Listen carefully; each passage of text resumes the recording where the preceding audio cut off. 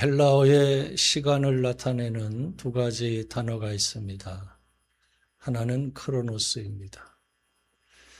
과거, 현재, 미래가 있는 보통의 시간을 말합니다.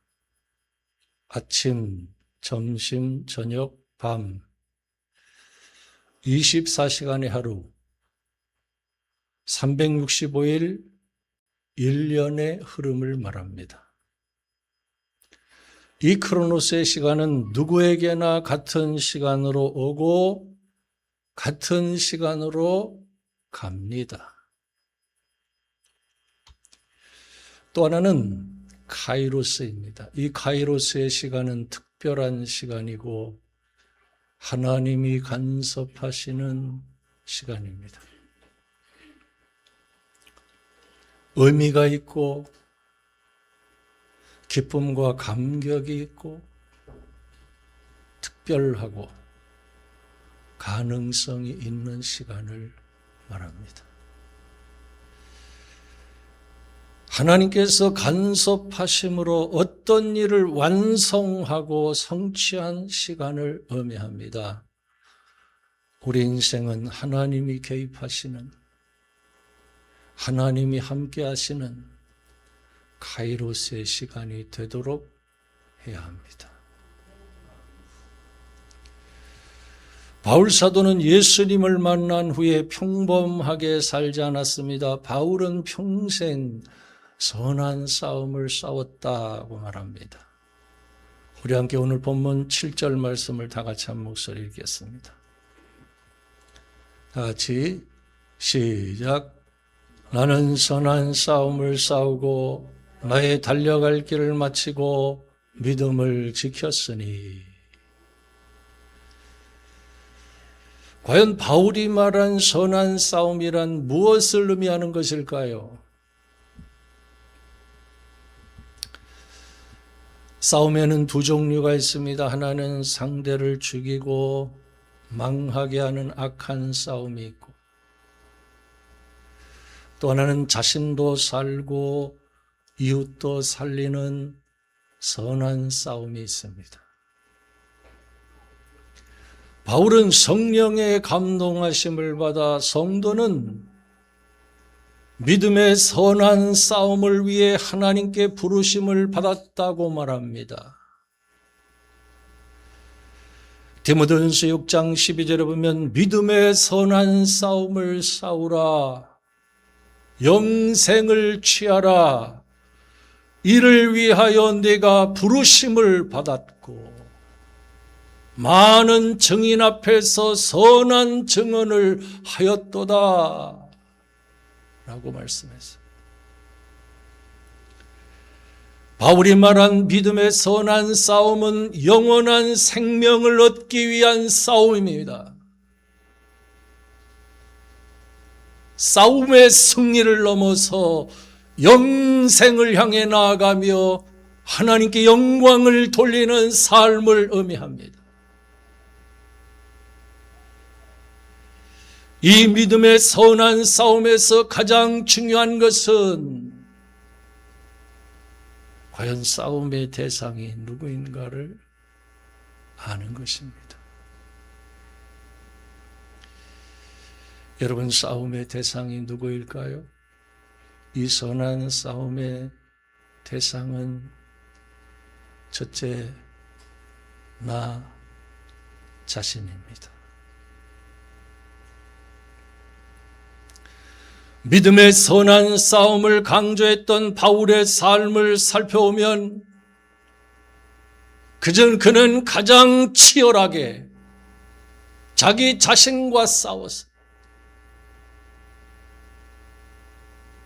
먼저 그는 자신이 얼마나 연약한 사람인가를 알고 하나님 앞에서 이렇게 단식했습니다.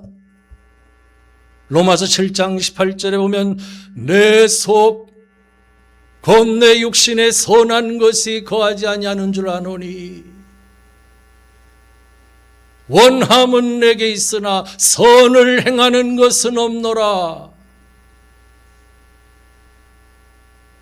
내가 원하는 바 선을 행하지 아니하고 도리어 원하지 아니하는 바 악을 행하는도다.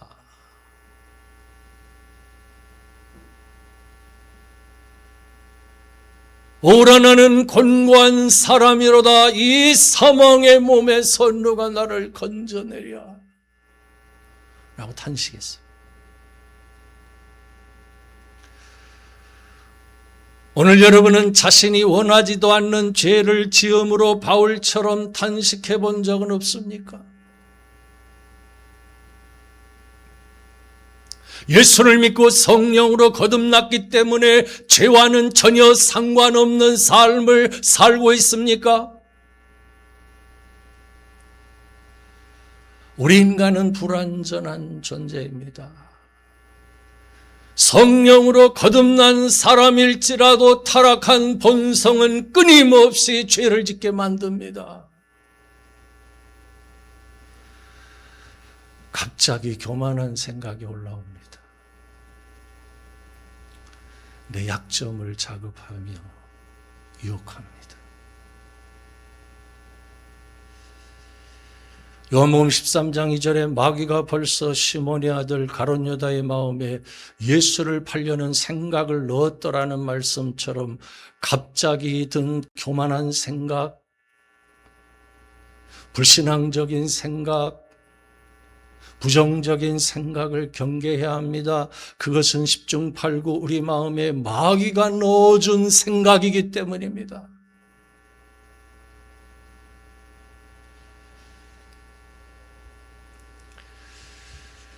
우리 한국교회 유명한 원로 목사님이 이런 말을 했습니다. 저는 지금도 죄를 짓지 않으려고 몸부림치며 살아가고 있습니다.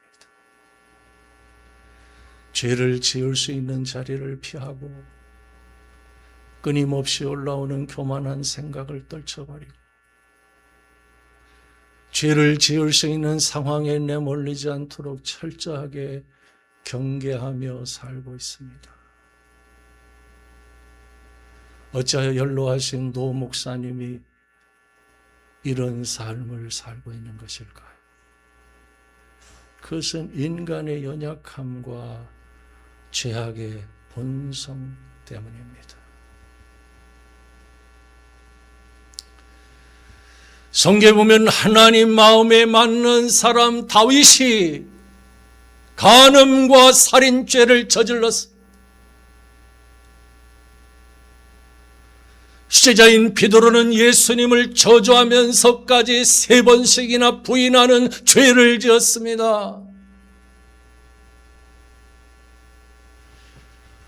모세는 이스라엘 백성들을 출애굽시키고 한결같은 믿음으로 광야에서 40년간 이끌었지만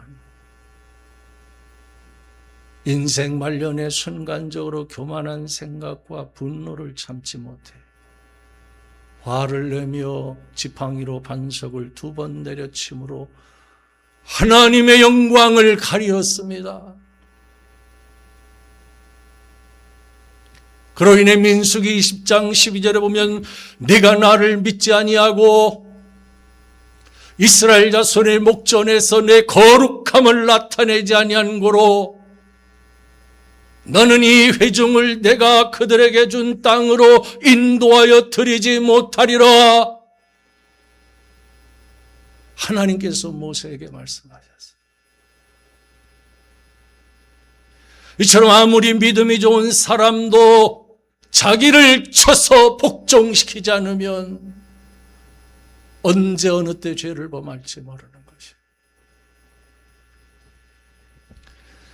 한 번의 교만이 나를 무너뜨리는 것입니다.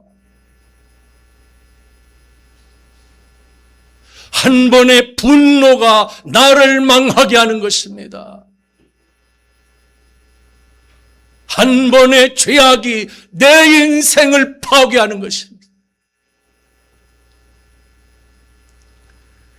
그러므로 바울 사도는 자기 자신과 가장 치열한 싸움을 싸웠다고 말합니다. 고린도전서 9장 27절에 보면 내가 내 몸을 쳐 복종하게 함은 내가 남에게 전파한 후에 자신이 도리어 버림을 당할까 두려워함이로다 라고 고백했어요.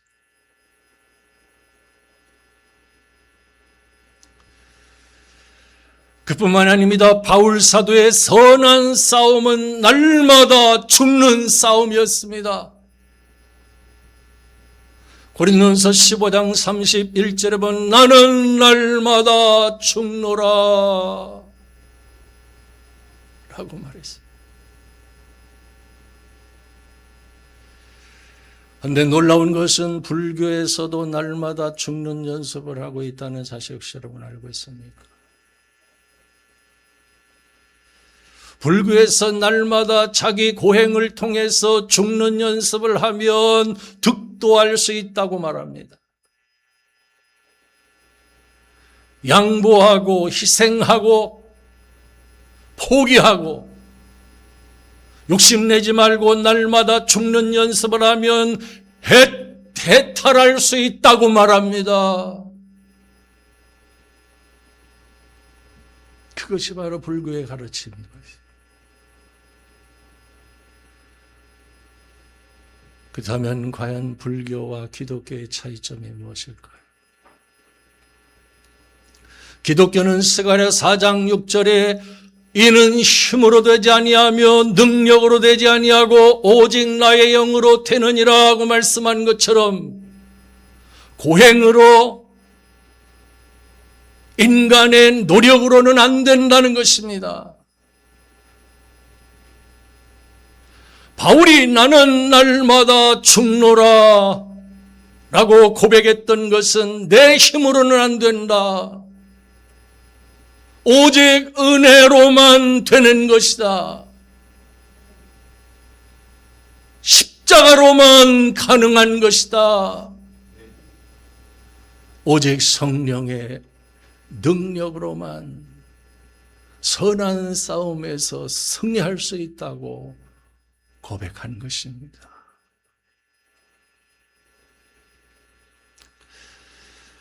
작가 빌 존슨이라는 사람은 이런 말을 했습니다. 현대인들은 자기 생각, 자기 상식, 자기 경험에 맞지 않으면 모두가 주판 알을 두드려보고 거절해 버린다 라고 했습니다. 이처럼 자기 판단으로 모든 것을 결정해버리기 때문에 하나님의 도움이 필요 없다고 생각하는 계획만 세우고 하나님의 도움 없이도 능히 자기 힘으로 감당할 일들만 행함으로 하나님의 도움이 필요 없는 인간들이 되어버렸다 라고 말했어요. 여러분, 이것은 세상의 불신자와 전혀 다를 바가 없는 것이에요. 믿음의 선한 싸움은 스스로 내 힘으로 사느냐, 오직 하나님의 은혜와 능력으로 사느냐의 싸움인 것입니다.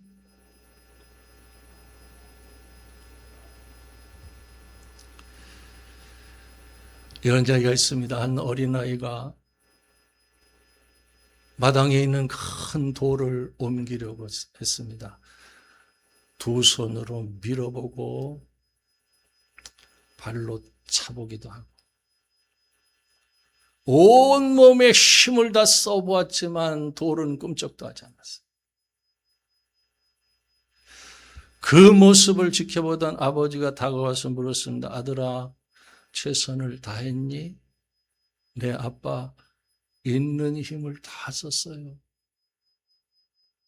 그러자 아버지는 미소를 지으며 말했습니다. 아니야, 너는 아직 내 도움을 구하지 않았지 않니? 아버지가 함께 돌을 밀자 그들은 그 돌은 쉽게 움직였어요. 믿음의 선한 싸움은 스스로 내 힘만 의지하며 살 것인가, 오직 하나님의 은혜와 능력을 의지하며 살 것인가의 싸움인 것입니다.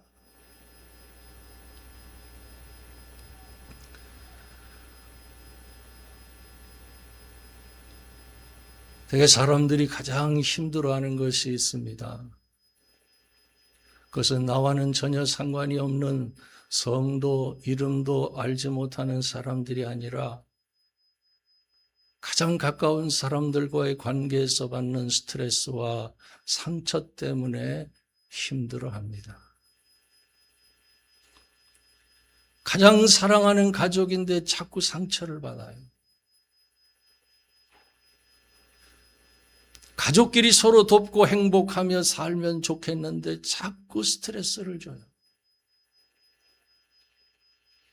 내가 원하는 것과는 정반대로 행동하며 끊임없이 부딪히는 가까운 사람들로 인해 괴로워요. 사실 이것은 지극히 당연한 일인 것입니다. 사람은 누구나 실수와 허물이 많은 존재이기 때문에 가까운 사람일수록 그 실수와 허물이 적나라하게 다 드러나기 마련인 것입니다. 그런데 중요한 것은 그 가까운 사람들을 통해서 원수마귀 사탄이 내 믿음을 무너뜨리려 한다는 것입니다. 그러므로 우린 절대로 사람을 상대하며 싸우지 말아야 합니다.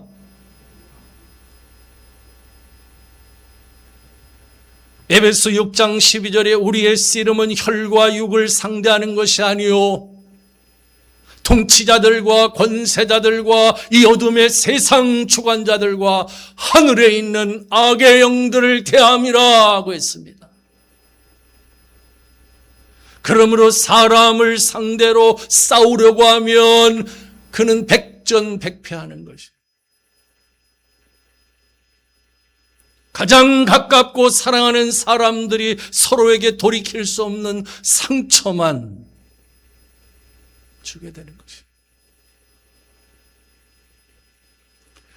우리가 싸워야 할 대상은 가까운 사람들을 통해서 우리의 믿음을 무너뜨리려고 하는 원수마귀 사탄인 것이.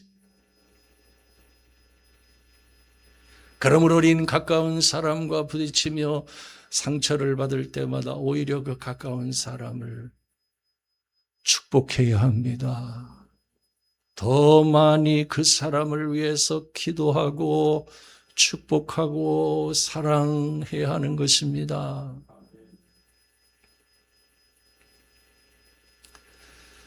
그렇다면 과연 마귀와의 싸움에서 우리가 이기려면 무엇을 가장 조심해야 될까요?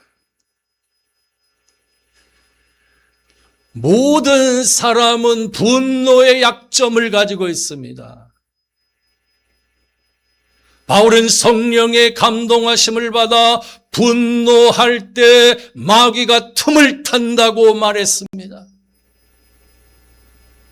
에베소 4장 26절에 보면 분을 내어도 죄를 짓지 말며 해가 지도록 분을 품지 말고 마귀에게 틈을 주지 말라 하고 했어요.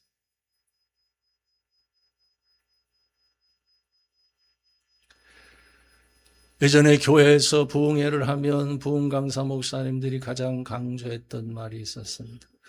여러분, 이번 부흥회 기간 동안에는 무슨 일이 있어도 분노하지 마시기 바랍니다. 화를 내지 마세요. 분노하면 마귀가 틈을 타서 개인뿐만 아니라 오늘 이 부흥회까지 영향을 끼칠 수 있다고 말했어요. 그렇습니다. 분노할 때 원수마귀 사탄이 틈을 타는 것입니다. 사람이 분노하면 악한 감정에 치우치게 되고 이를 누그러뜨리지 못하면 반드시 죄를 짓게 되는 것이에요. 사실은 분노 자체가 이미 죄인 것입니다. 분노하기 전에 이미 악한 마음을 품었기 때문에 그러므로 마귀는 무엇보다 분노라는 도구를 즐겨 사용합니다. 성도는 이런 영적 전쟁의 원리를 빨리 깨닫고 지혜롭게 대처할 수 있어야 하는 것입니다. 자기를 통제하며 다스릴 수 있도록, 자신의 감정을 누그러뜨릴 수 있도록 하나님 앞에 엎드려 무릎을 꿇고 기도해야 하는 것입니다. 두 번째, 사람에게 가장 큰 약점이 무엇일까요? 그것은 입술로 짓는 죄입니다. 특별히 원망하고 불평하는 죄입니다. 광야의 이스라엘 백성들이 가장 많이 지은 죄로 불행의 원인이 되었습니다. 그렇습니다. 원망하고 불평하면 마귀가 틈을 타는 것입니다. 마귀는 언제든지 원망하고 불평하는 자들을 통해서 공동체를 무너뜨리는 것입니다. 원망과 불평은 하나님께서 가장 싫어하시는 말인 반면에 마귀가 가장 좋아하는 말인 것입니다. 고린도전서 10장 10절에 보면 그들 가운데 어떤 사람들이 원망하다가 멸망시키는 자에게 멸망하였나니 너희는 그들과 같이 원망하지 말라고 했습니다. 원망하지 말라고 했습니다. 이 원망과 불평은요, 제일 쉽게 나오는 거예요. 우리가 결심하고 작정하고 기도해도 하루에 몇 번씩, 수십 번씩 나오는 거예요.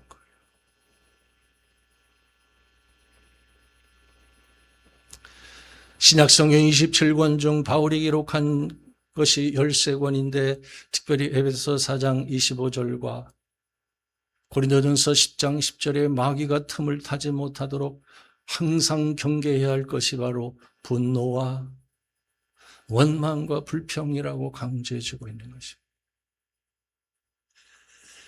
그 외에도 마귀가 주는 싸움거리들이 있는데 그것이 무엇인 줄 아십니까? 먼저 예수를 구원의 주로 믿지 못하도록 방해합니다. 하나님의 말씀대로 살지 못하도록 회방합니다. 하나님이 주신 사명을 감당하지 못하도록 미혹합니다. 그리고 온갖 죄악을 범하도록 끊임없이 회방하는 존재가 바로 마귀인 것입니다. 그러므로 성도는 마귀와의 싸움을 결코 멈추지 말아야 합니다.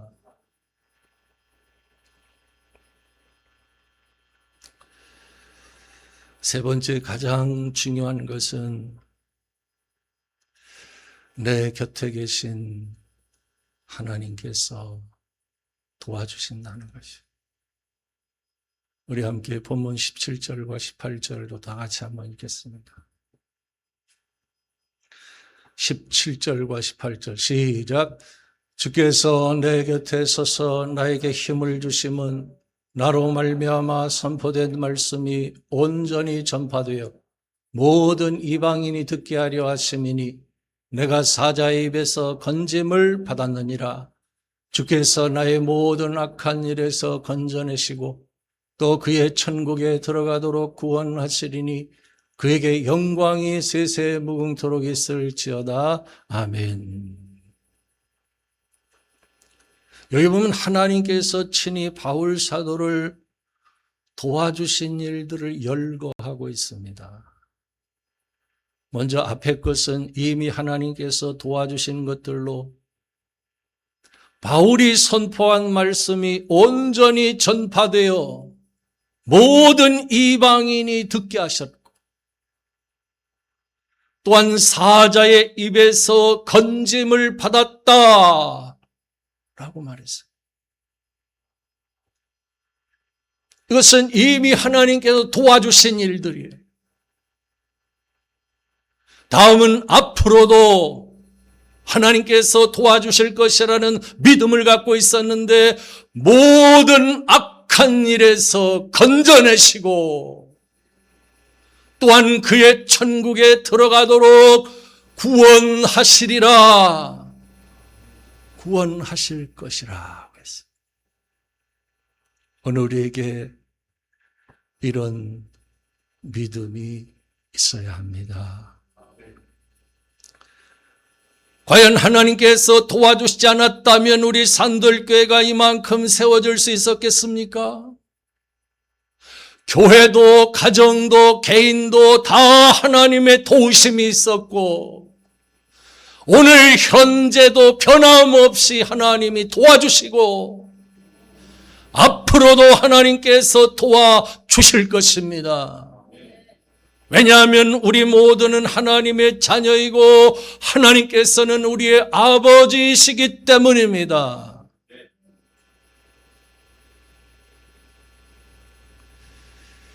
이사야 49장 15절에 보면 여인이 어찌 그 젖먹는 자식을 잊겠으며 자기 태에서 난 아들을 긍휼히 여기지 않겠느냐. 그들은 혹시 잊을지라도 나는 너를 잊지 아니할 것이라.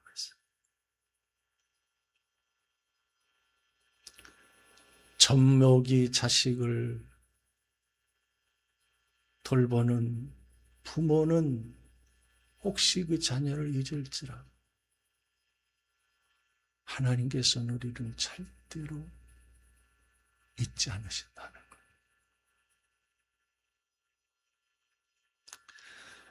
사도행전 27장에 보면 바울이 죄수의 몸으로 배를 타고 로마로 가던 중 큰 폭풍을 만나서 여러 날 동안 해와 달도 보이지 않았어요.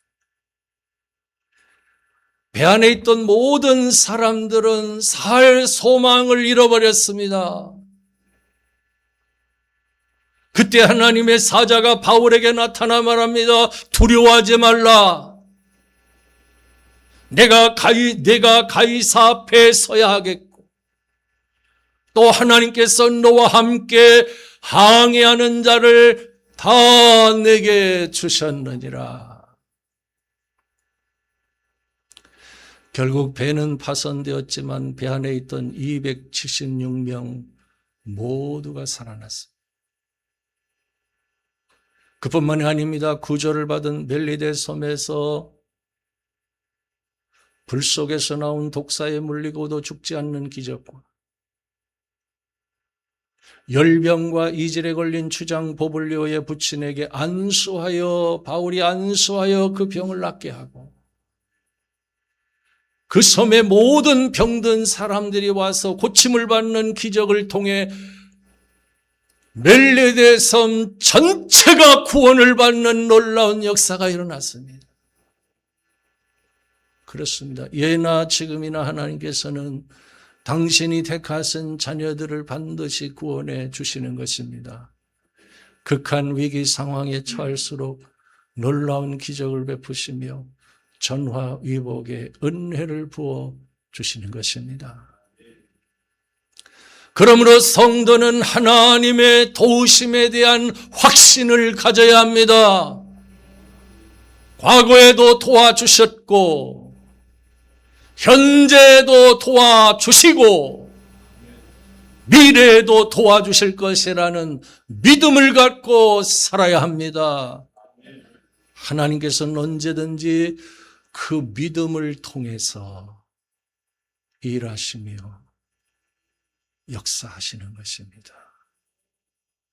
기도하겠습니다.